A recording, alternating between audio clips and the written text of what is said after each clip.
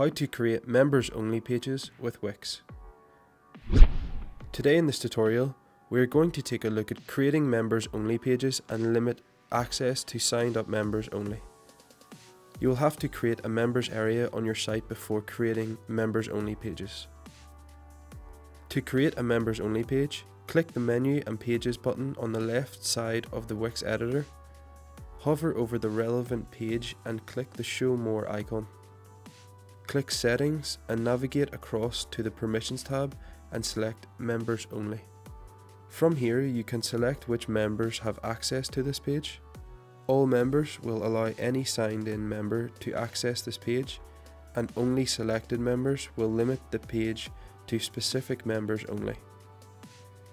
You can choose members by clicking the edit button below, and also create a plan so members that have purchased a specific plan can access this page. From here we can also manage site members and edit member sign up settings. I hope this tutorial was helpful. For more information on Wix.com, check out the ProfileTree YouTube channel where you will find more video tutorials just like this one. Thanks for watching.